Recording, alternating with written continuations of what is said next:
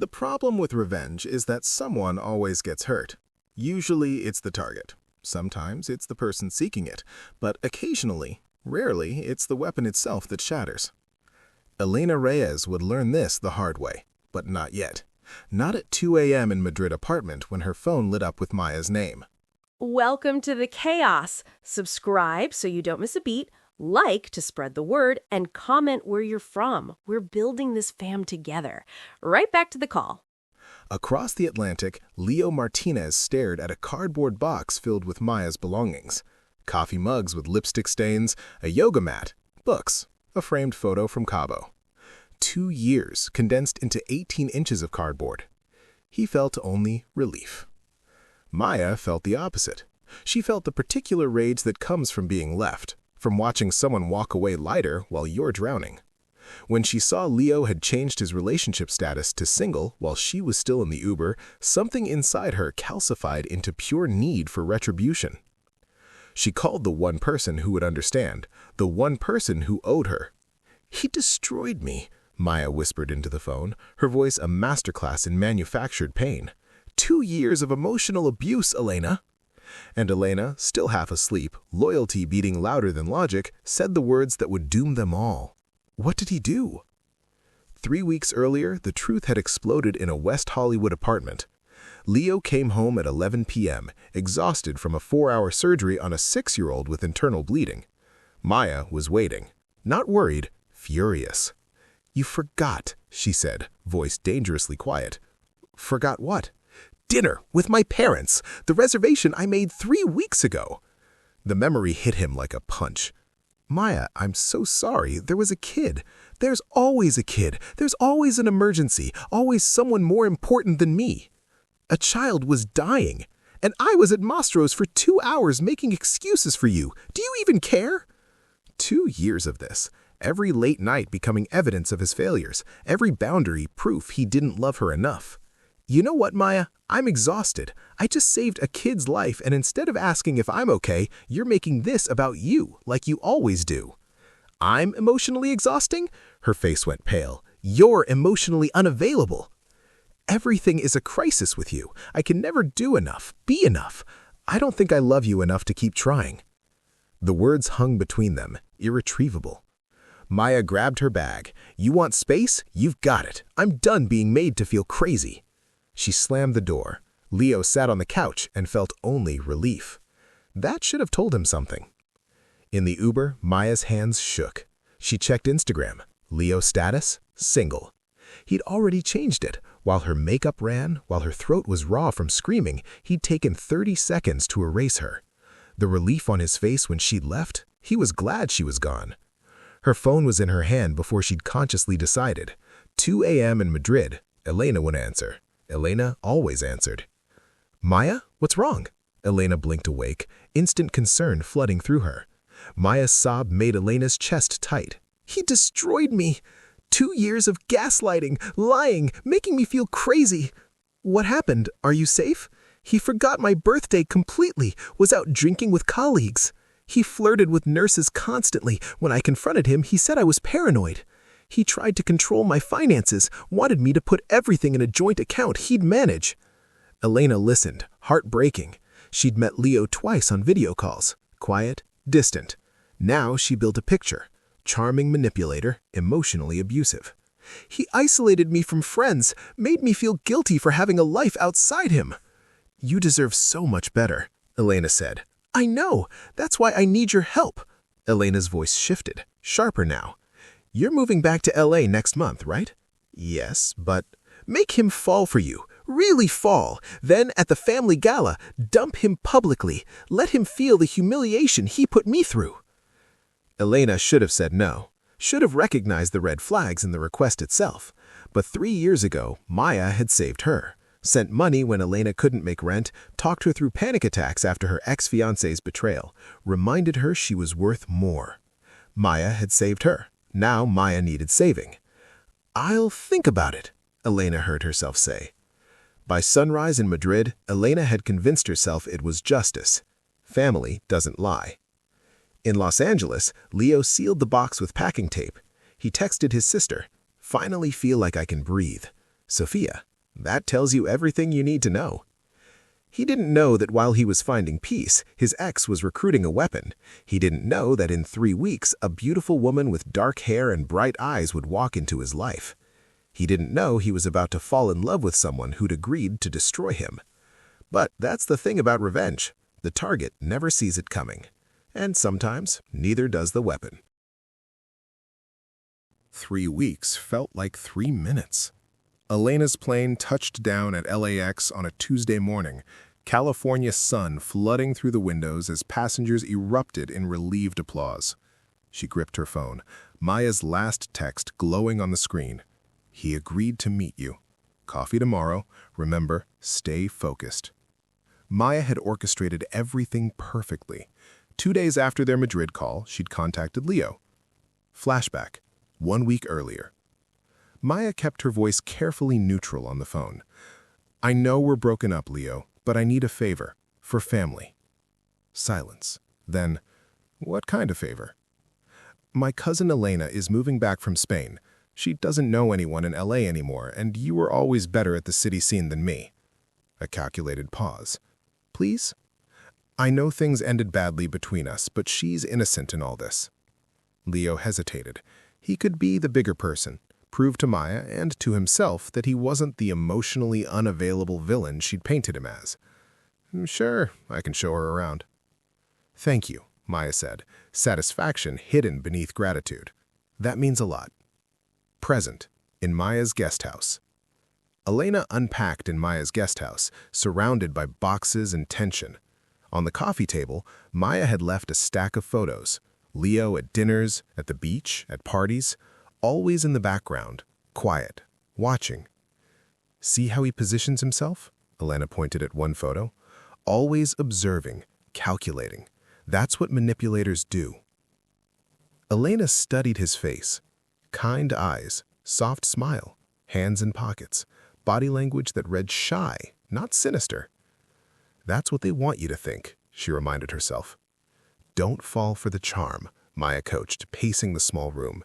He'll seem perfect at first, attentive, interested, thoughtful. That's how he operates. Then once you're hooked, the control starts.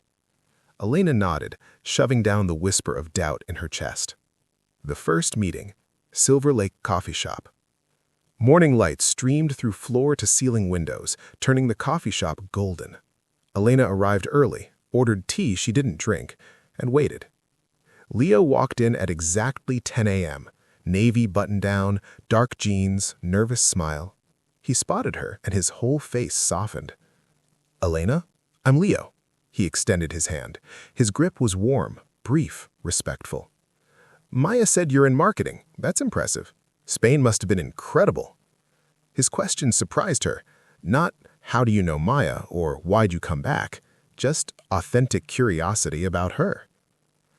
Barcelona was home for 4 years, Elena said, slipping into her role. I loved it, but family called me back. I get that. Family's everything. He sat down, ordered a cortado, and then did something unexpected. He listened. Really listened.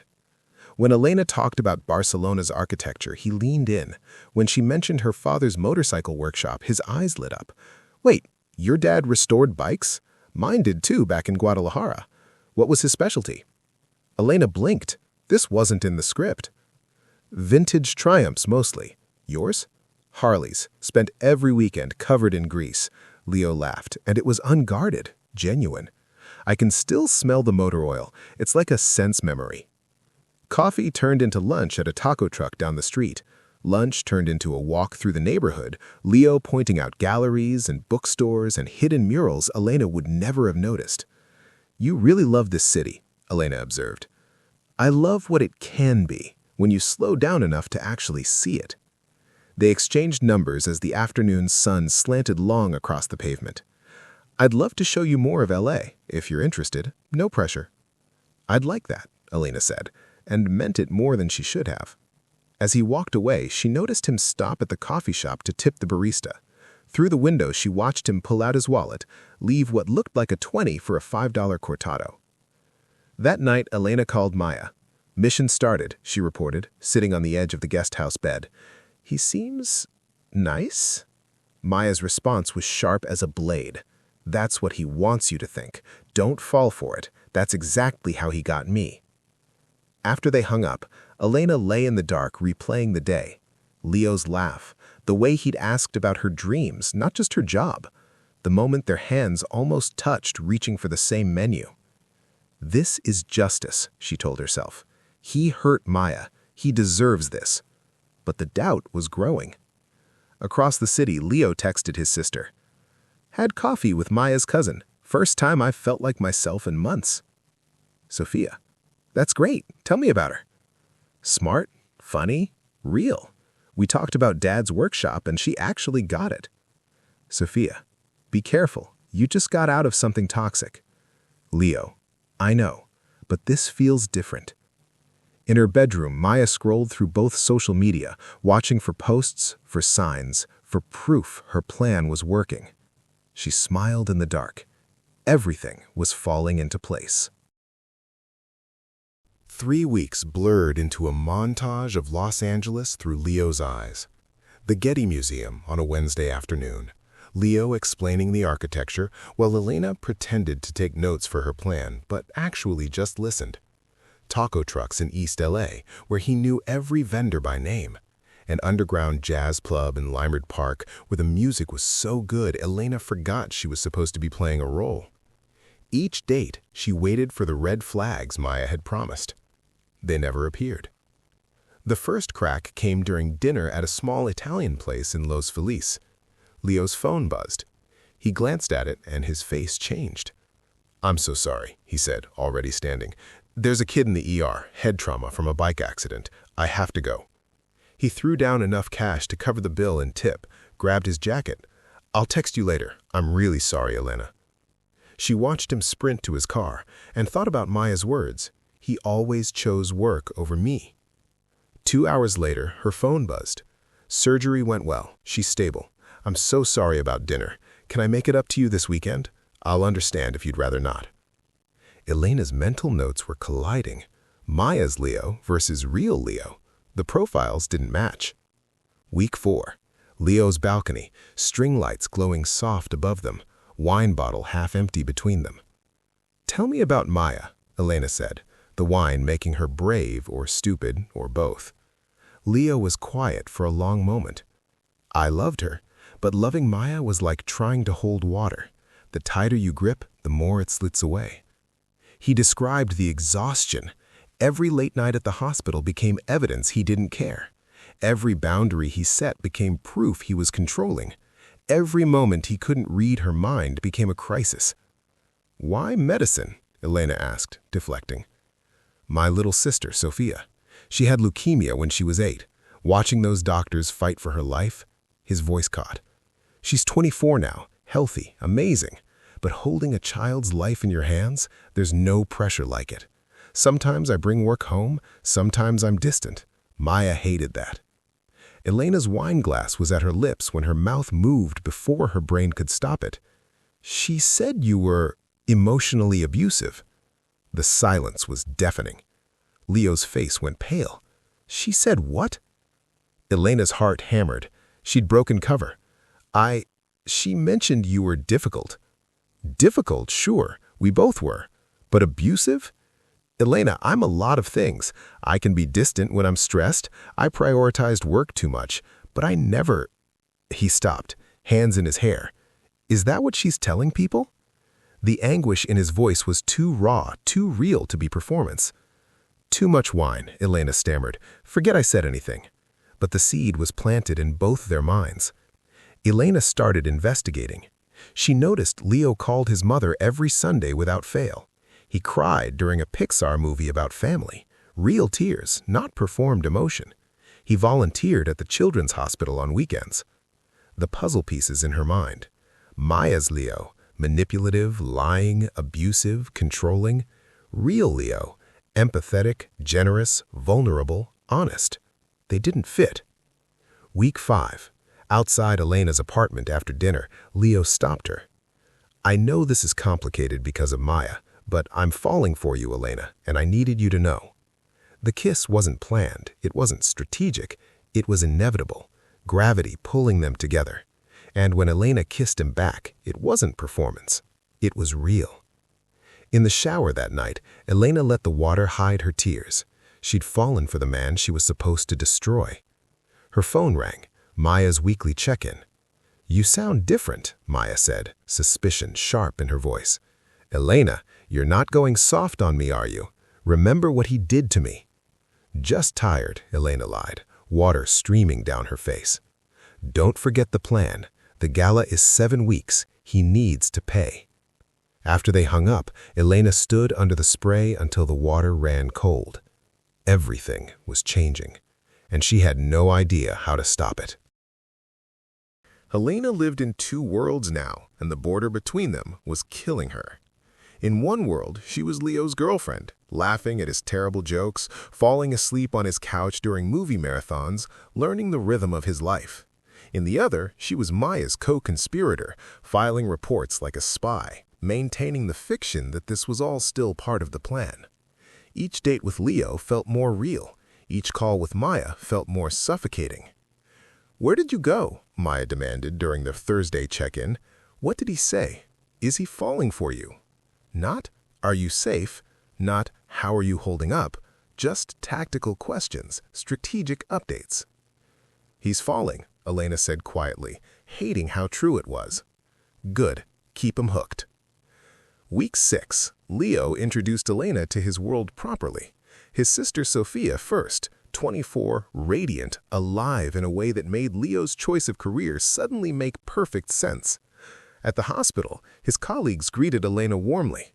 "You're all he talks about," a nurse named Rachel teased. But it was Sophia who pulled Elena aside in the hospital cafeteria, coffee growing cold between them.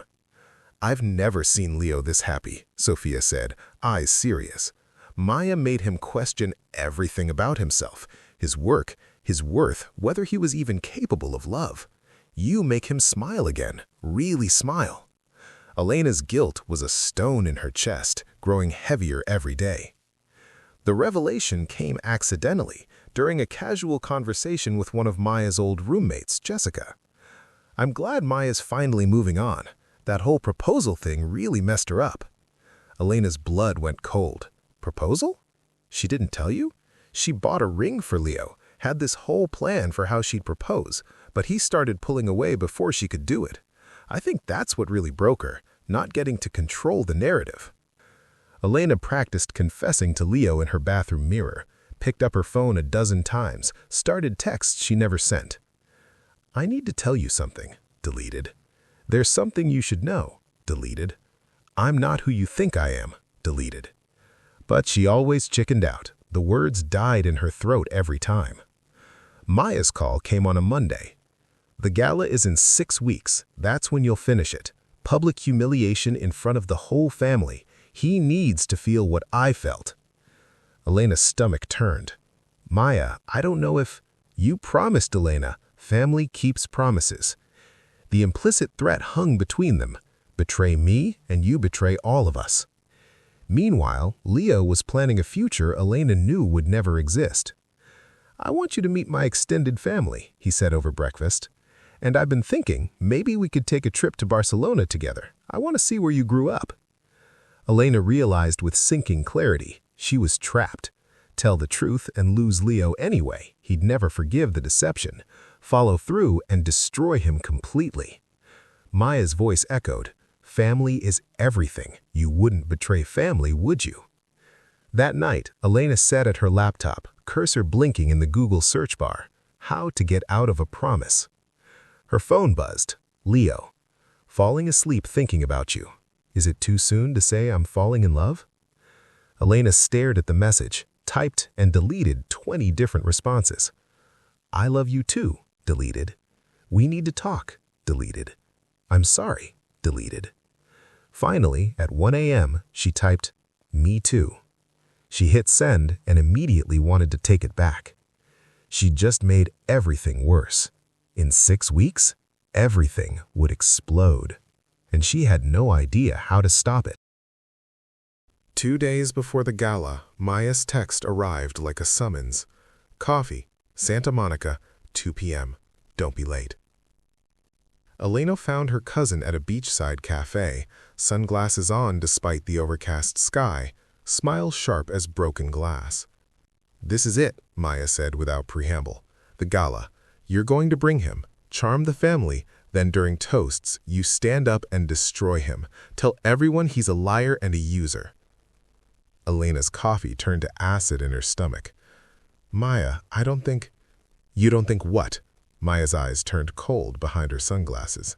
"That you should keep your promise to family?" "I don't think he's the person you said he was." The silence stretched, dangerous and thin. "Are you serious right now?" Maya's voice dropped to a whisper that somehow felt louder than shouting. "After everything I did for you? After I saved you when you were broken?" "I know, but if you don't do this, I'll tell everyone you knew he was my ex and pursued him anyway." Maya leaned forward. "I'll say you stole my boyfriend, that you're a family traitor. Abuela will never forgive you. Your mother will be mortified. You'll be the pariah at every family gathering for the rest of your life." Elena's hands shook. "Why are you really doing this?" "Because he needs to know he can't just move on like I never mattered." Maya's voice cracked, raw and ugly. "He was relieved when I left. Relieved, like 2 years with me was a burden he finally got to put down." There it was. Not abuse, not trauma, just ego, wounded and vicious. Elena finally saw her cousin clearly. The woman who'd saved her 3 years ago was real, but so was this manipulative, narcissistic person willing to destroy anyone who didn't center her in their universe. People could be both. That's what made it so complicated. "I can't do this," Elena whispered.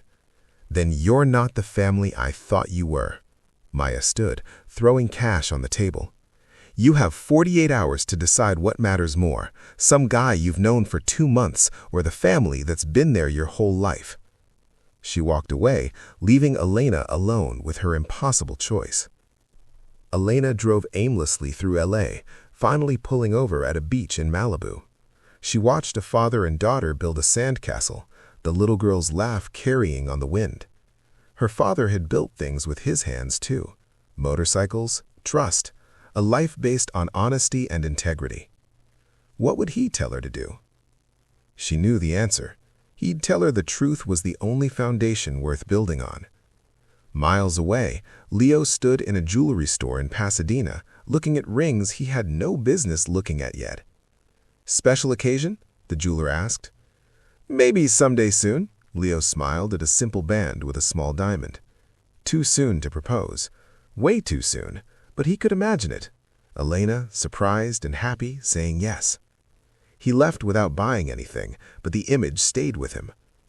Elena sat in her car as the sun set over the Pacific. She couldn't humiliate Leo, couldn't betray the truth, but she also couldn't escape Maya's threat without consequences. She pulled out her phone and took screenshots, every text with Maya discussing the revenge plan. Insurance, in case she needed proof she'd been manipulated too. At home, she wrote a letter she didn't know if she'd ever send. "Dear Leo, I need to tell you the truth about why I came to LA, who I really am, and what I agreed to do. I know this will hurt you. I know you'll probably never forgive me, but you deserve to know." She poured everything onto paper. Maya's lies, the revenge plot, her own complicity. She apologized, confessed, begged for understanding she didn't deserve. She sealed it in an envelope and set it on her desk. That night, Leo called. "I'm nervous about tomorrow. Meeting the whole family is big." "Leo, I need to tell you something." Elena's voice broke. Silence. Her heart hammered. "What is it?" The words were right there, the truth waiting to be spoken. "I'm nervous too, but it'll be fine," she heard herself say. Another lie added to the mountain. "Okay," Leo said, relieved. "I'll pick you up at 6. 6 is perfect." After they hung up, Elena lay awake staring at her ceiling. Her phone buzzed at 2 a.m. Maya. "Tomorrow he learns. Tomorrow you prove you're loyal to family." Elena stared at the poison emoji, knowing that in 18 hours everything would explode. No more delays, no more chances to come clean. The gala was tomorrow, and she still didn't know what she was going to do. Elena lies alone in the darkness, tears streaming down her face as Maya's final warning glows on her phone screen. A poison emoji, a threat, a reminder of the promise she made to family. In 18 hours, the gala will begin. 75 family members will gather to celebrate. Leo will walk in, trusting and in love, planning a future with a woman who agreed to destroy him. And Elena still doesn't know what she's going to do. Will she follow through with Maya's revenge plot and publicly humiliate the man she's fallen for? Will she find the courage to tell Leo the truth and lose everything? Or will she find another way out of this impossible trap? The clock is ticking, the gala is tomorrow, and someone's heart is about to break. Find out what happens next in part 2 of The Weapon, premiering Tuesday night at 8 p.m. Pacific, 11 p.m. Eastern. Subscribe and hit the notification bell so you don't miss the explosive conclusion. And leave a comment below. What would you do in Elena's position? Is there any way out of this that doesn't end in disaster? Until next time, remember that some promises should never be made.